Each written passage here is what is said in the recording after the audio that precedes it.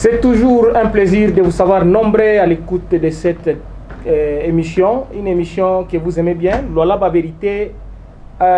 Aujourd'hui, Lualaba Vérité est un plateau spécial consacré pour recevoir pour vous un grand monsieur.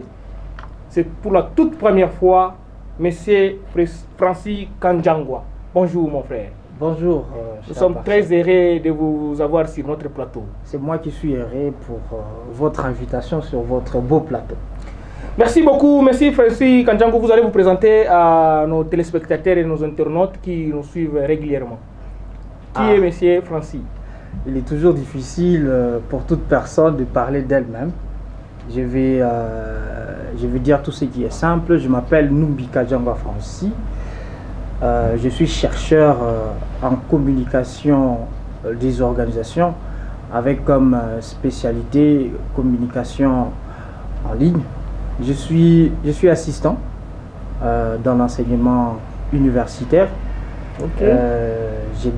J'assiste et je donne cours par-ci par-là, bon, pour ne pas trop parler. Donc vous êtes assistant des universités? Des universités, c'est trop dire, mais bon, je suis assistant. En fait. Merci beaucoup, merci d'être là. Nous allons déjà d'entrée de jeu vouloir savoir d'abord c'est quoi la communication. Bien, combien y a-t-il de sortes de communication? Bon, en fait, la communication comme science, la communication, c'est, si vous lisez plusieurs auteurs, on vous dira qu'elle est d'abord inhérente à la vie de l'homme. Alors, l'homme n'est l'homme que parce que il communique. Ainsi, si nous prenons une définition tout à fait basique, c'est un processus. En fait, la communication est un processus qui part d'un émetteur vers un récepteur de message, mais passant par un canal.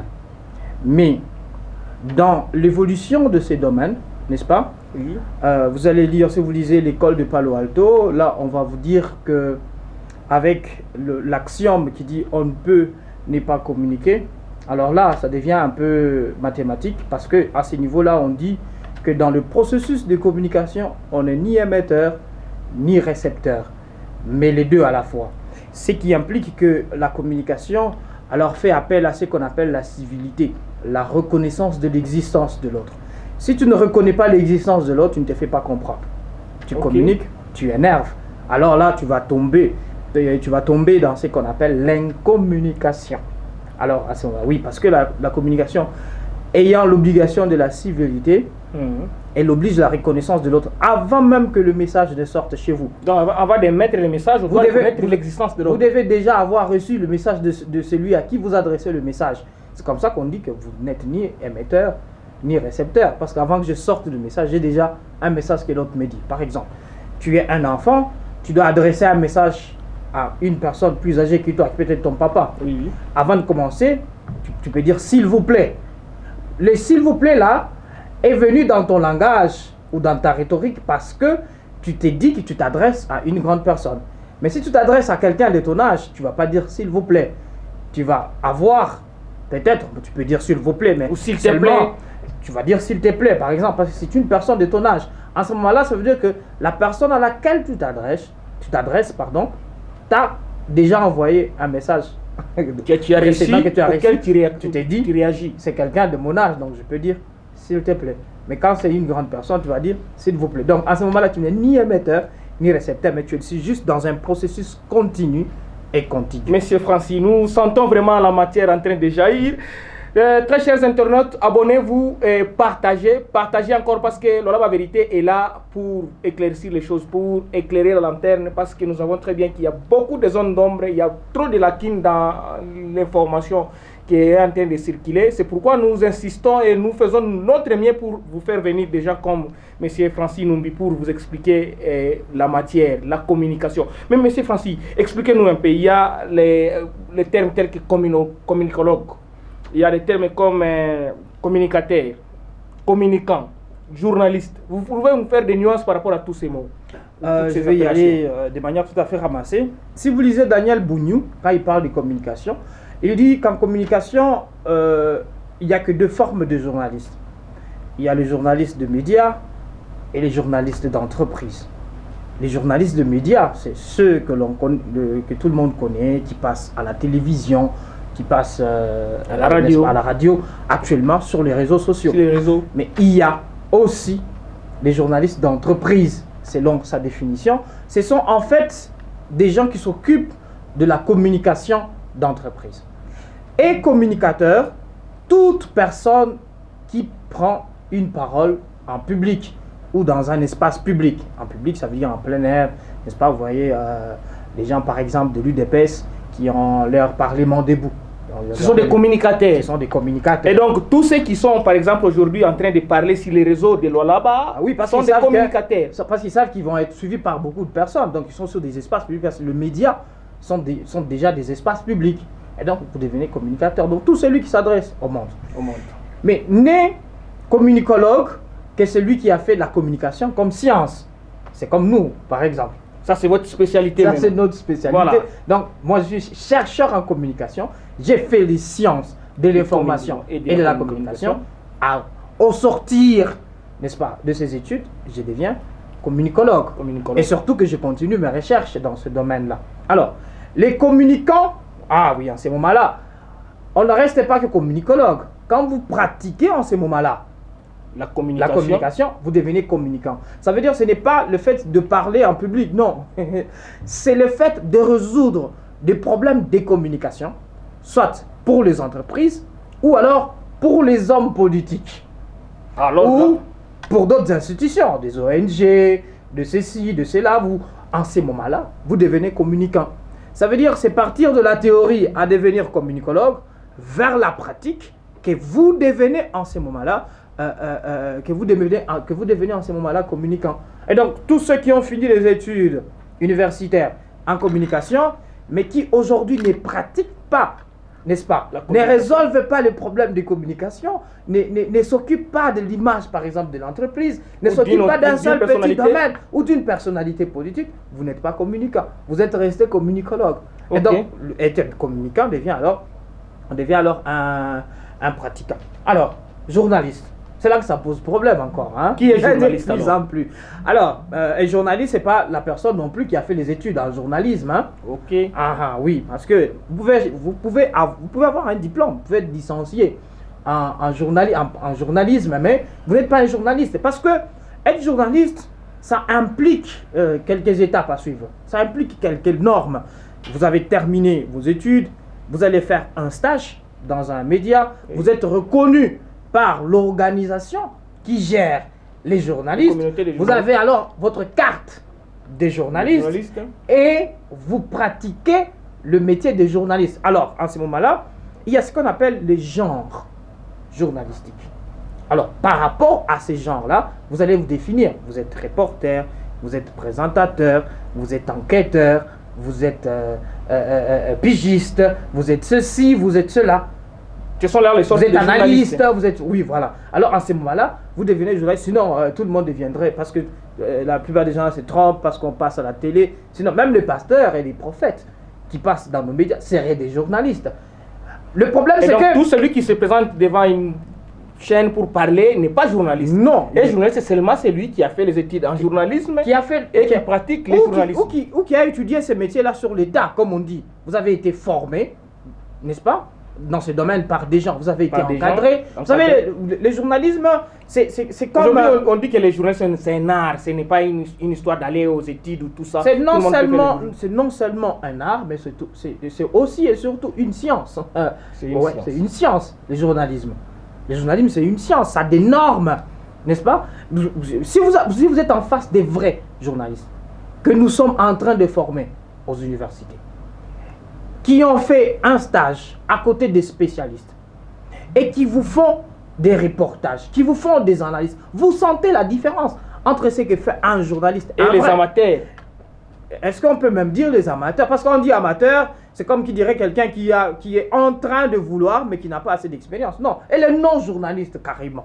Mais depuis un certain temps, on constate maintenant qu'il y a maintenant des militants des personnalités politiques ou, je dirais moi, des personnes, des individus maintenant qui se font passer pour des journalistes. Parce que tout simplement, tout le monde a la capacité de s'attraper un téléphone pour se filmer, une caméra et puis... Merci. En fait, il ne faut pas confondre la propagande, le journalisme et la communication politique. Il y a vraiment une différence. C'est que la plupart des gens sont en train de faire, c'est la propagande. Ok. Vous êtes sur une chaîne de télé, tout ce que vous faites, c'est insulter les gens, c'est faire ceci, ou vous dites que vous êtes journaliste, ou vous êtes, bon, communicateur, on peut, à la limite, accepter. Oui. Vous voyez? Mais vous êtes un propagandiste. Il y a trop de propagande. Donc, dans la propagande, il y a l'intolérance. La propagande est comme sous-bassement de l'intolérance. On n'écoute pas les autres. On n'apprécie pas ce que les autres sont en train de faire. Tout ce qu'il y a à dire, c'est le mal. Parce que tu es payé pour dire de mal, pour parler de mal des autres. C'est tout ce que tu fais. Ça, c'est la propagande. Vous voyez? La communication politique. Dans la communication politique, c'est comme je le disais ici. Il y a ce sens-là de civilité. La reconnaissance de l'existence des autres. Oui. Parce que là, à ce moment-là, on vend l'homme politique, on vend le parti politique, on vend le projet politique.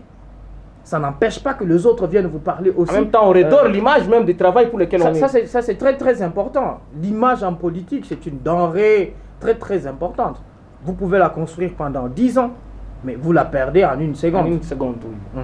Donc, merci beaucoup, monsieur Francis, parce que nous avons senti là vraiment que vous avez été très large. Nabanzi Boyoki. C'est pourquoi nous avons fait venir monsieur Francis ici, pour que nous comprendre. Il ne faut pas avoir de confusion.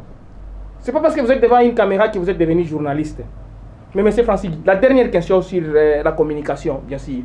Qui est-ce que nous pouvons appeler journaliste d'investigation? Journaliste d'investigation. Parce que c'est un terme qui est devenu vulgaire sur les réseaux. Je suis journaliste d'investigation. J'ai fait la communication d'investigation. J'ai fait ceci, cela. J'ai fait mes investigations. Tout le monde... C'est l'investigation qui prend vraiment les décis aujourd'hui. Bon, permettez que je sois encore, je dirais, théorique.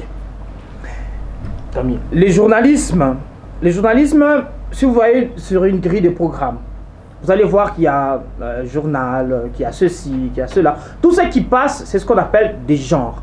Un programme de télé, de radio, ainsi de suite, est constitué de ce qu'on appelle le genre. Et ce sont ces genres-là qui donnent des spécialités aux journalistes. Ouais. Alors, il y a des journalistes qui se disent, moi, je suis un reporter, moi, je suis un présentateur. Mais dans ces reportages-là, actuellement, il y a ce qu'on appelle des grands reportages. Vous voyez, il y a des documentaires, des enquêtes. Ces genres-là, il y a des enquêtes. Alors, l'investigation, c'est un genre journalistique, mais qui a ses normes. Quand vous commencez à vous dire, vous êtes journaliste d'investigation, dans le temps, c'est là passé par une spécialisation. On doit faire une spécialisation pour être appelé. À Kolwezi, à Lubumbashi, ça n'existe pas. C'est à Kinshasa qu'il y a quelques domaines de spécialisation en journalisme. Mais la plupart des spécialisations en journalisme se font à l'extérieur du pays. C'est là que vous allez dire, vous êtes devenu pigiste, vous êtes devenu un journaliste d'investigation, de ceci, de cela. Paparazzi, par exemple. Mais avec l'expérience, certaines personnes se disent journalistes d'investigation. Mais est-ce que quand ils font la restitution des résultats de leur investigation, on y sent le respect de la méthodologie? Parce qu'une investigation a des étapes à suivre.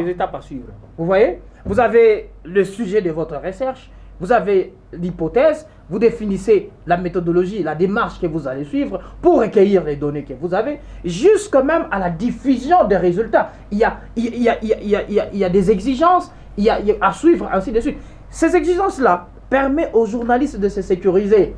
Vous voyez? Parce que vous allez dire, oui, sur ces sujets, voici la procédure que l'on a suivie. Alors, on regarde la procédure. Vous allez voir que dans certains grands reportages, quand on veut présenter les résultats d'une investigation, les journalistes vous présentent même la méthode qu'il a suivie. En ce moment-là, quand tu partais sur le terrain, tu étais au conditionnel. Mais quand tu viens présenter le résultat, tu assumes. Il faut assumer. Mais quand vous suivez nos investigateurs, si Ils on peut disent les souvent appeler, ils mettent tout au conditionnel. ça veut dire que vous n'avez pas bien fait vos investigations.